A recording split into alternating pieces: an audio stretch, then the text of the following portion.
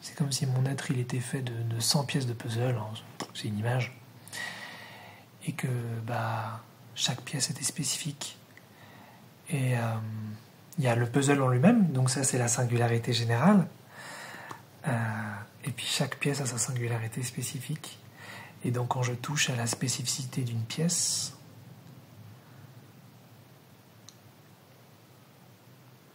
je suis encore plus en lien avec mon être.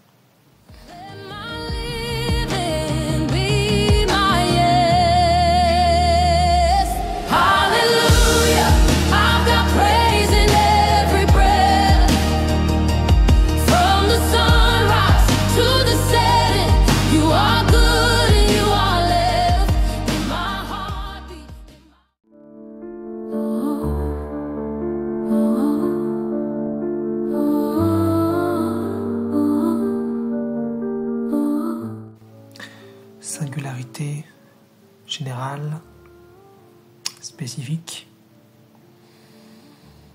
et puis peut-être conformité.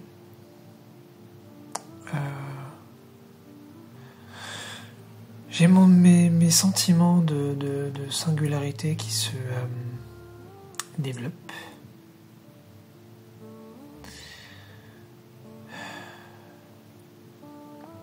J'ai envie de dire plein de trucs, mais ça se trouve je vais en dire peu. C'est comme s'il y avait du silence à l'intérieur là tout de suite.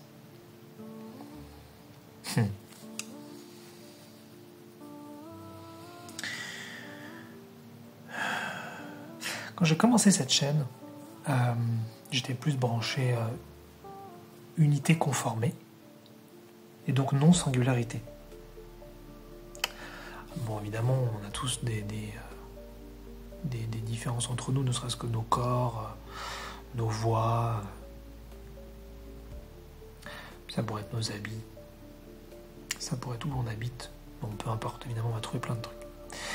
Mais bon, j'étais branché sur l'unité et voilà. Et puis, on est venu me parler un petit peu d'identité. Et j'ai commencé à réaliser qu'en fait, on était tous différents, tout en étant un. Et qu'on avait tous donc quelque chose de spécial à l'intérieur de nous. Mais je le voyais plus comme peut-être un ressenti. Peut-être un talent, éventuellement. Même si tout peut être transmis, tout peut être appris. Et puis, dernièrement, par rapport à cet enregistrement, j'ai commencé à me rendre compte qu'en fait, la singularité qu'on avait, elle n'était pas seulement générale, elle était aussi spécifique. Et donc, ça veut dire quoi ?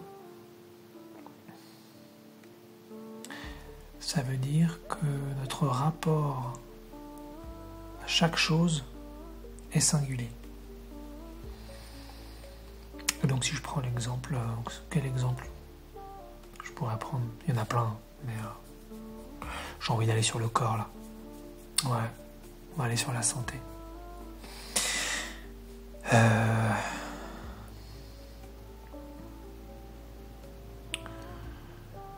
Le rapport à la santé, il est différent pour chacun. On pourrait dire aussi le rapport au corps physique, ce qui n'est donc pas forcément la même chose, bien sûr.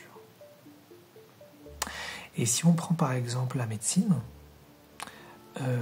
au-delà de tous les avantages que ça apporte, je pense qu'on peut, peut-être qu'on n'est pas tous d'accord, mais je pense qu'on pourrait être tous d'accord sur le fait que la médecine standardise le fonctionnement des corps humains afin de leur apporter des solutions en fonction de ce qui se présente.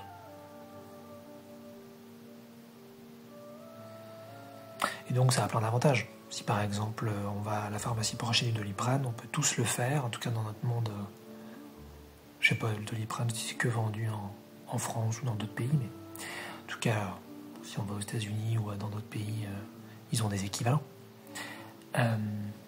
Et donc on part de l'idée que nos corps fonctionnent tous de la même façon, et donc si j'ai mal quelque part et que pour X raison j'ai pas envie de sortir de cette douleur autrement que par un médicament, je prends du Doliprane, et voilà. Déjà ça me fait penser que mon père, il avait la particularité d'être très très sensible aux médicaments. C'est-à-dire qu'en prenant une petite dose, ça lui faisait un grand effet. Puis j'ai d'autres cas comme ça dans ma vie de gens que j'ai rencontrés qui étaient très sensibles aux médicaments. Je pense à ça maintenant, j'avais pas forcément pensé à ça avant là, mais... Donc déjà voilà, ça montre qu'on ne réagit pas tous de la même façon, mais bon, ça c'était plus une parenthèse. Et j'ai envie de dire, j'ai même pas envie de proposer, j'ai envie de dire parce que je parle que pour moi de toute façon, que tous nos corps physiques fonctionnent différemment.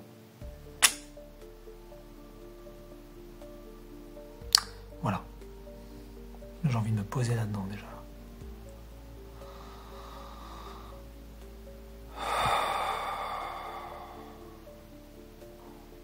Il n'y en a pas un qui fonctionne pareil.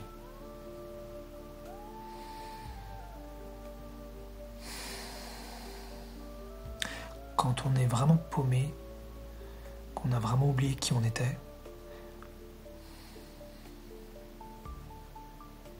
c'est intéressant d'avoir un extérieur, un collectif qui va nous dire comment on fonctionne. Ça nous donne des repères.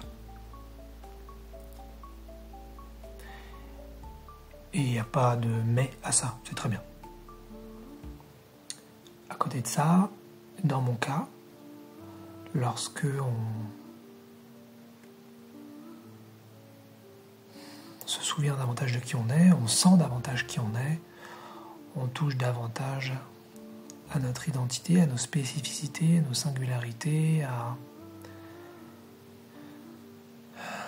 des choses précises qui nous concernent. Et à ce moment-là, les standardisations sautent progressivement sur domaine après domaine.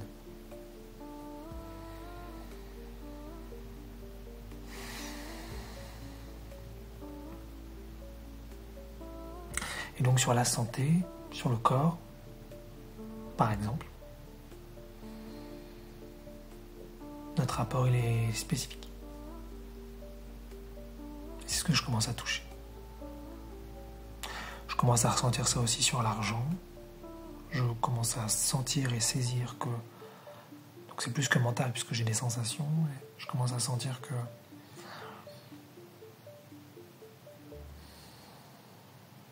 mon rapport à l'argent, il est particulier. Et pas il est particulier et que tous les autres sont les mêmes ou qu'on serait quelques-uns. Avoir un rapport particulier, non, tous les rapports sont particuliers. Et plus je peux sentir mon rapport à l'argent, plus je peux sentir celui des autres. Pareil pour le corps et la santé.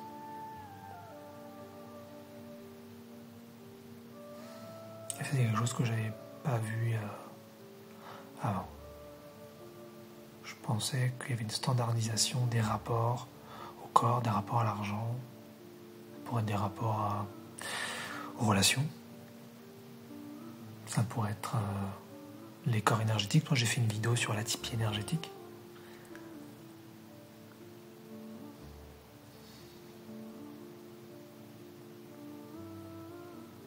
Pour autant, j'ai aussi envie de dire que ce que je dis là, ça pourrait être totalement inattirant pour certains. Je pense qu'il y en a qui sont vraiment à leur place en tant que conformés. Parfois, moi, je dis clone, mais voilà, il n'y a pas de mal à être un clone. Et je pense qu'il y en a aussi qui sont à leur place avec la singularité générale, mais seulement. Ça veut dire qu'ils sentent qu'ils ont un truc différent à l'intérieur d'eux, mais c'est tout. Voilà, donc je propose en fin de compte un niveau plus profond de la singularité, mais comme tout est infini, voilà. Et voilà, c'est un intérêt, c'est un plaisir de sentir cette spécificité. Et surtout, moi dans mon cas, je sens ces nouvelles choses depuis un socle de non-séparation. C'est ça qui est très important d'ailleurs. C'est de ne pas aller dans sa singularité et se séparer toujours plus des autres. Non. On peut garder le lien, on peut garder l'unité, on peut garder le être ensemble, on peut garder l'amour partagé et sentir toujours plus ce qu'on est.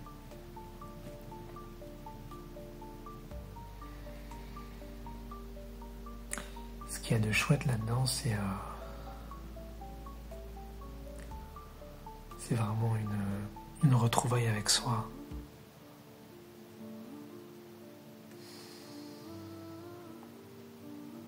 J'ai un autre exemple. Là, à cet instant où je parle, donc ça pourrait évoluer, hein. Ça va d'ailleurs probablement évoluer. Mais à cet instant où je parle, j'ai pas du tout envie d'être heureux. Mais pas parce que je voudrais être malheureux, pas du tout. Parce que être heureux, l'expression dans mon monde, l'expression être heureux contient une fréquence collective. Et je me sens pas du tout en phase avec cette fréquence.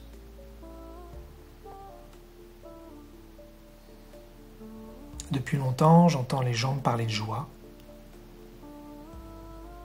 Et je vois qu'ils y mettent une fréquence qui n'a rien à voir avec ce que je suis en fait. Et mon rapport au bonheur, ou mon rapport à la joie, ou mon rapport au bien-être, c'est le mien.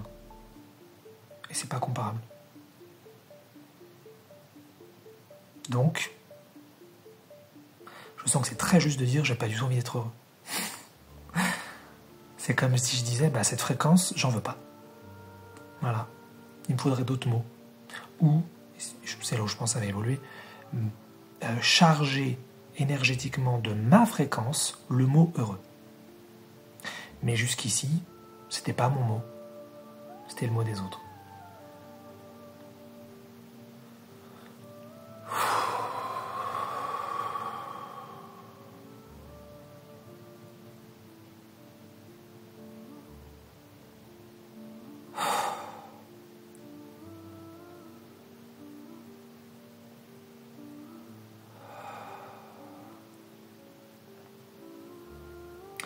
Ouais. Plus je plonge en moi, plus je touche toutes ces nuances. Et d'ailleurs, moins j'ai envie que les autres soient comme moi. Quand on est paumé, qu'on a oublié qui on était, on se cherche, et ne se trouvant pas, on se cherche à l'extérieur. Bon, c'est une expérience possible en tout cas. Et donc ce que moi j'avais tendance à faire relativement non consciemment, c'est que je poussais mon énergie sur les autres pour qu'ils me ressemblent. Que ce soit sur l'argent, la santé, les relations, les capacités psy, le bonheur, les émotions, la création de réalité.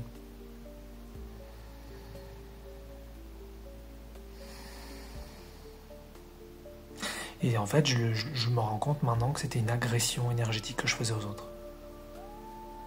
Et d'ailleurs, j'ai envie de présenter mes excuses pour ça.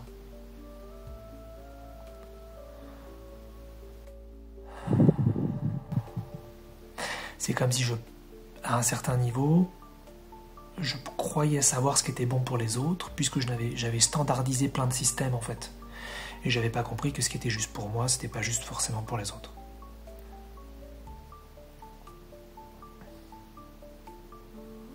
Ça me fait vraiment penser à ces gens qui écrasent les autres énergétiquement, mais sans s'en rendre compte. Comme un éléphant qui marcherait sur le sol sans aucune malveillance, et en fait il écrase plein de trucs avec ses pattes. Enfin, bien sûr, il n'y a pas de victime dans l'histoire, mais je sentais que j'ai fait ça pendant longtemps, n'étant pas conscient de ce que j'étais, et encore, je pense que je peux être beaucoup plus conscient encore, mais n'étant pas conscient de ce que j'étais,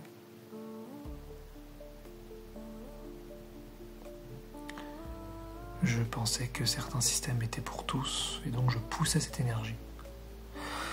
Et plus je sens ce que je suis, moins j'ai envie de pousser mon énergie sur les autres, parce que ça n'aura aucun sens.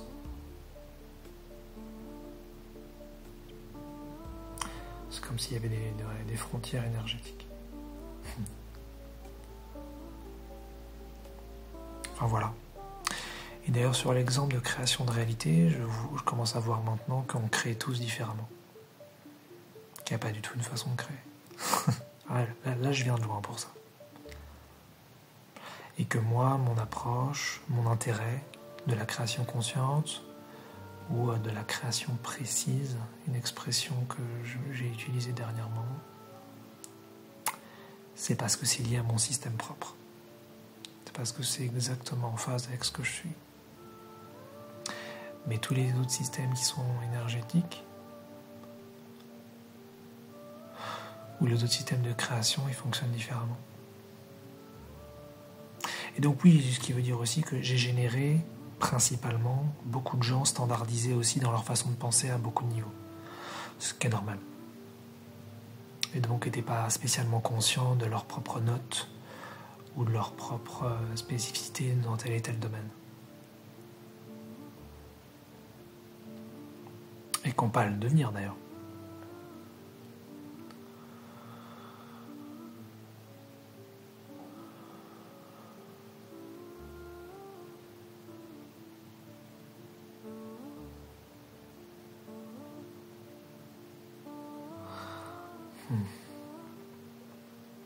Ouais.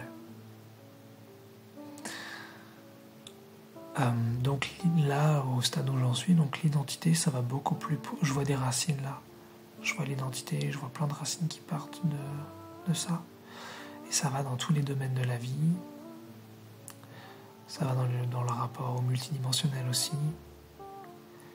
Et c'est spécifique à nous. Et toucher à ça,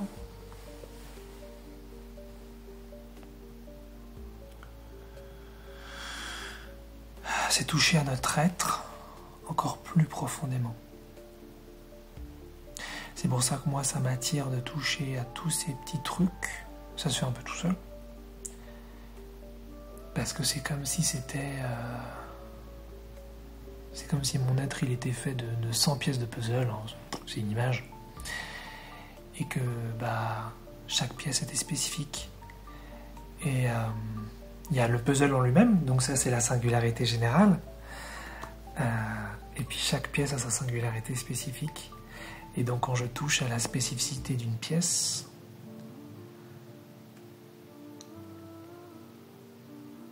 je suis encore plus en lien avec mon être.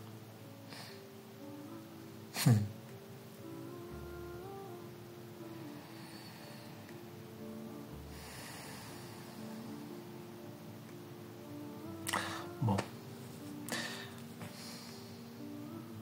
Voilà. Donc vous pouvez rester conforme si ça vous plaît. Vous pouvez vous arrêter à la singularité générale si ça vous plaît. Vous pouvez aller à la singularité spécifique.